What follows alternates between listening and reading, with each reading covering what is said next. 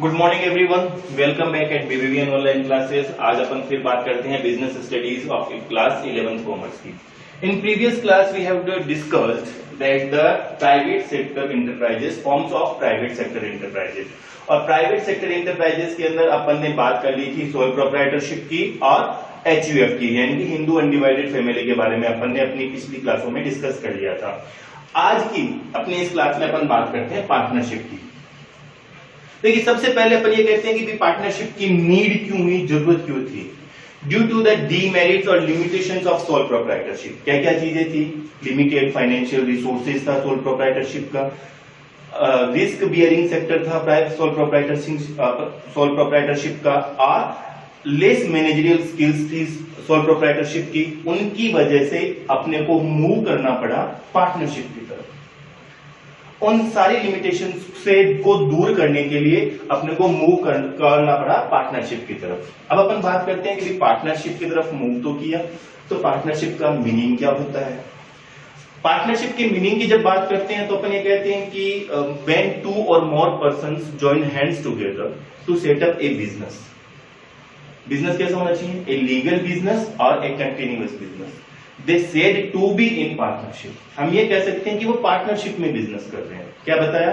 When two or more persons join hands together to set up a business, a legal business or a continuous business, they said to be in partnership। हम ये कह सकते हैं कि वो partnership में business कर रहे हैं। जनरल लैंग्वेज में, अपनी भाषा में अपन ने मीनिंग को डिफाइन किया पार्टनरशिप को। डेफिनेशन की अगर बात करें तो सबसे पहले अपन बात करते हैं अकॉर्डिंग टू पार्टनरशिप एक्ट 1932, यानी कि पार्टनरशिप एक्ट कौन सा होता है, कौन सा चल रहा है? 1932। According to partnership act 1932 section 4, according to partnership act 1932 section 4 partnership को डिफाइन करता है कि partnership is the relation between persons who have agreed to share the profit of a business carried on by all और any of them acting for all. क्या बताया? कि partnership is the business या is the relation between persons who have agreed to share the profit of the business carried on by all और any of them. देखिए, इसके अंदर अपन ने क्या कहा कि पर्संस के बीच में, ऐसे पर्संस के बीच में रिलेशन बिटवीन पर्संस वो have agreed to share the profit of the business, यानी कि ऐसे पर्संस के बीच में रिलेशन जो किसी बिजनेस के प्रॉफिट को आपस में शेयर करते हो और उस बिजनेस को कैरीड बाय ऑन ऑल और any of them acting for all, यानी कि जितने भी पार्टनर होंगे वो उस बिजनेस को या तो सारे एक साथ मिलकर चलाएंगे या उनमें से कोई एक चलाएगा। सबकी तरफ से ऑपरेट करने की बात कर रहे हैं कि उस बिजनेस को ऑपरेट या तो वो सारे पार्टनर मिलकर करेंगे या उनमें से कोई एक सबके बिहाफ पर उसको ऑपरेट करेगा। तो अपन ने क्या कहा कि relation between persons who have agreed to share of the profit of a business carried by all और any of them acting for all. Clear है? देखिए, फीचर्स की भी बात करते हैं अपन साथ में। तो पहली चीज अपन कहते हैं कि फॉर्मेशन। फीचर्स की बात करी, अपन ने बात करी फॉर्मेशन की। फॉर्मेशन यानी कि बिजनेस स्टार्ट करना बहुत इजी है। There is no longer legal requirement for starting the partnership business. Partnership business को स्टार्ट करने के लिए ज्यादा अपने को लीगल फॉर्मेलिटीज करने की जरूरत नहीं होती है। There is no compulsory registration of partnership form, क्योंकि अपना पार्टनरशिप एक्ट ये कहता है कि इतना कोई कंपल्सरी है नहीं कि पार्टनरशिप बिजनेस को अपने को रजिस्ट्रेशन करना चाहिए। तो इजी है फॉर्म करना, स्टार्ट करना। लायबिलिटी की बात करी जाती है, तो लायबिलिटी के लिए अपन कहते हैं कि there are the unlimited liability for all the partners, यानी कि ऑल पार्टनर्स की लायबिलिटी क्या होती है? अनलिमिटेड होती है। अनलिमिटेड लायबिलिटी की जब अपन ने बात करी थी तो अपन ने सोल प्रोप्राइटरशिप में भी बात करी थी, अपन ने एचयूएफ में भी बात करी थी। एचयूएफ में अपन ने कहा था कि only the karta's liabilities are unlimited and sole proprietorship में तो लायबिलिटी अनलिमिटेड होती है।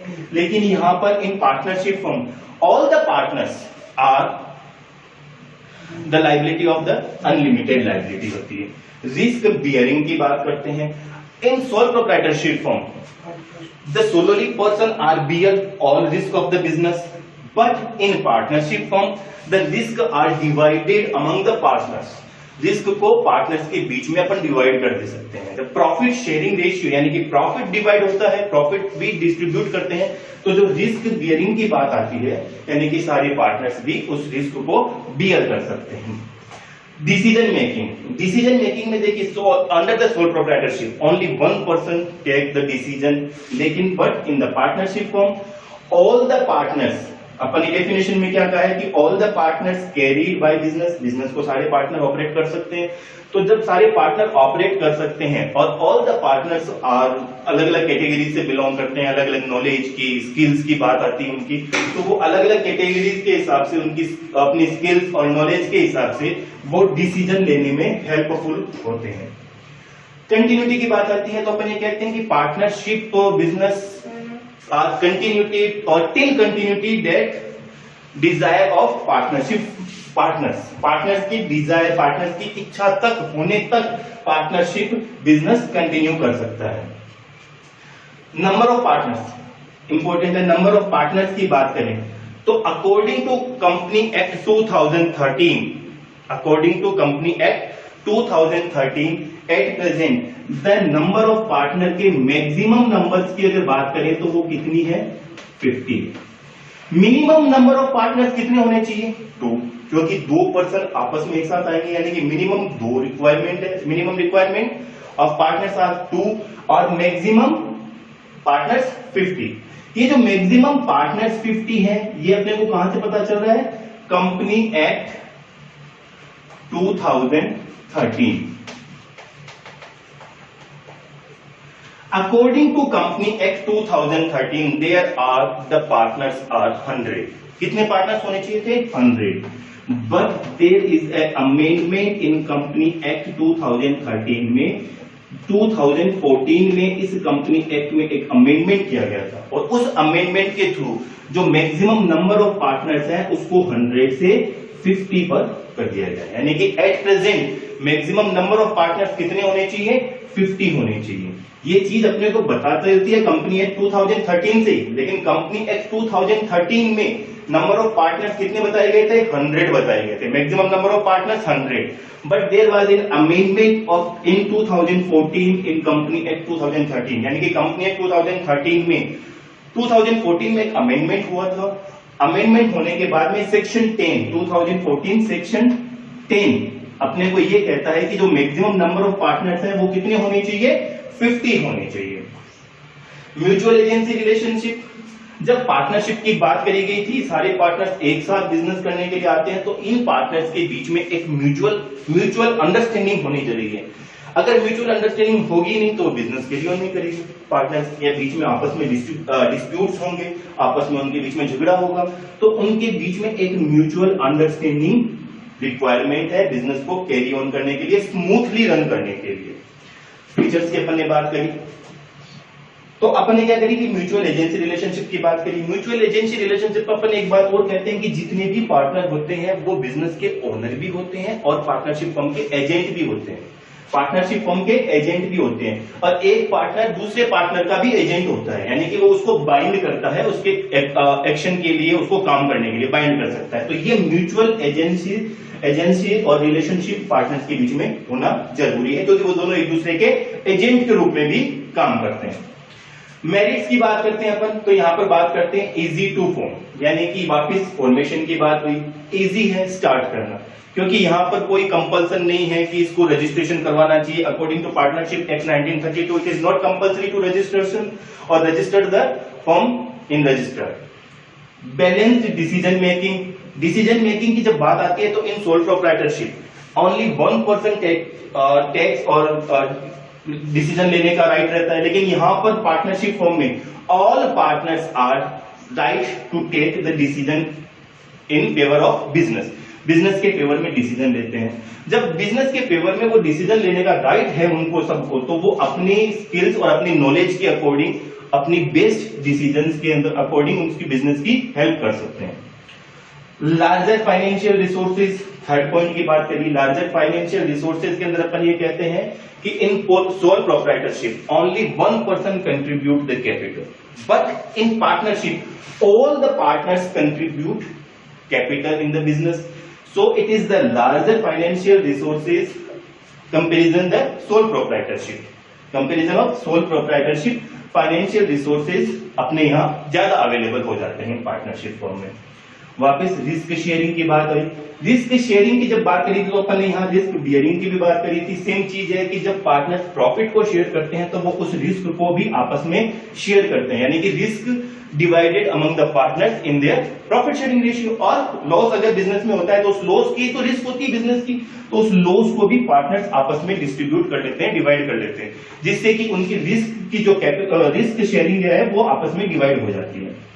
सीक्रेसी, यहां पर पार्टनरशिप फॉर्म में there are no compulsion to publish their accounts, यानी कि पार्टनरशिप को अपने अकाउंट्स, पार्टनरशिप फॉर्म को अपने अकाउंट्स पब्लिश करने की कोई रिक्वायरमेंट नहीं होती, कोई जरूरत नहीं होती. Therefore, there are the remain secrecy, यानी कि वहां पर अपन के पास secrecy remain रह जाती है. क्यों? क्योंकि all the partners, जितने भी पार्टनर्स हैं, डिसीजन सारे उन्हीं के बीच में होते हैं, अकाउंट्स भी उन्हीं के बीच में सीक्रेट रहता है, पब्लिश मार्केट में होते नहीं है, पब्लिक के बीच में पब्लिश होते नहीं है. तो जो उनके जो ट्रांजेक्शंस होते हैं, उनकी जो भी बिजनेस एक्टिविटीज होती है वो उन पार्टनर्स के बीच में ही सीक्रेट रह जाती है.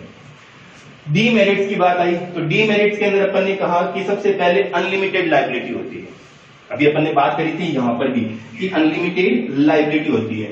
यहां पर जितने भी पार्टनर होते हैं, नंबर ऑफ पार्टनर्स जितने भी होंगे उनकी सबकी लायबिलिटी अनलिमिटेड होगी, यानी कि जितने भी पार्टनर हैं वो पर्सनली लायबल है डेप्थ का पेमेंट करने के लिए, डेप्थ का पेमेंट, बिजनेस के डेप्थ का पेमेंट करने के लिए.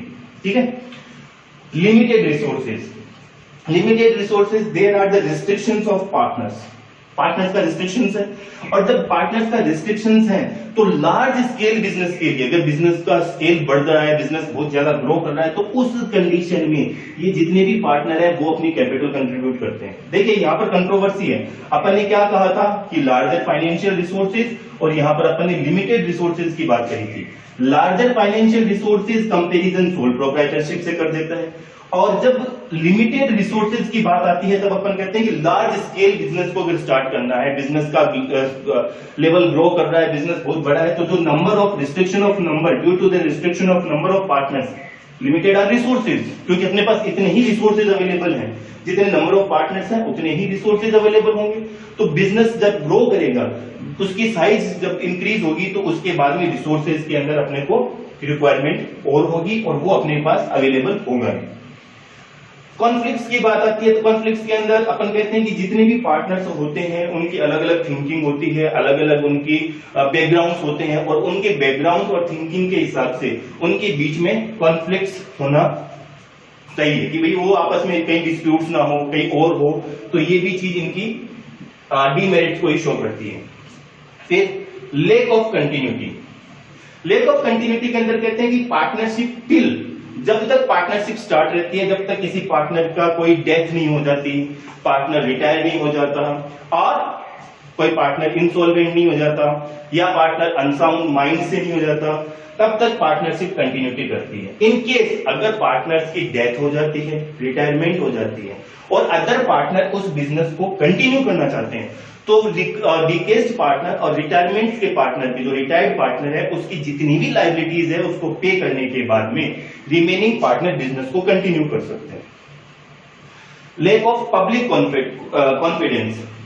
अब जब अपन ने बात करी थी तो अपन ने ये कहा था कि पार्टनरशिप फर्म के अकाउंट्स पब्लिश करना कंपलसरी नहीं होता. जब अकाउंट्स कंपलसरी नहीं है पब्लिश करना, तो पब्लिक का कॉन्फिडेंस भी पार्टनरशिप फर्म में कम हो सकता है. क्यों? क्योंकि अकाउंट्स पब्लिश नहीं होते, बिजनेस की एक्टिविटीज अपन मार्केट में शो नहीं करते, तो due to this reason the public confidence भी कम होता है. और एक आ जाता है लास्ट अपना रिस्क ऑफ म्यूचुअल एजेंसी.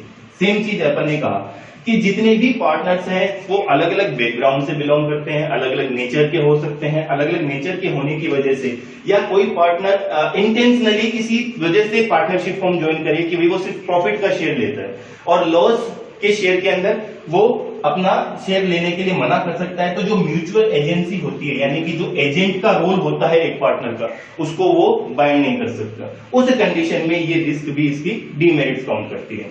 तो आज की अपनी इस क्लास में अपन ने क्या कहा, पार्टनरशिप का मीनिंग देखा, पार्टनरशिप की डेफिनेशन की बात करी, पार्टनरशिप के फीचर्स की बात करी, मेरिट्स की बात करी, डीमेरिट्स की बात करी। अपनी अगली नेक्स्ट क्लास में अपन बात करेंगे टाइप्स ऑफ पार्टनरशिप की, पार्टनरशिप टाइप्स ऑफ पार्टनर्स की और पार्टनरशिप डीड की। अपन अगली अपनी नेक्स्ट क्लास में इसको कंटिन्यू कर बात करेंगे। तब तक के लिए थैंक यू।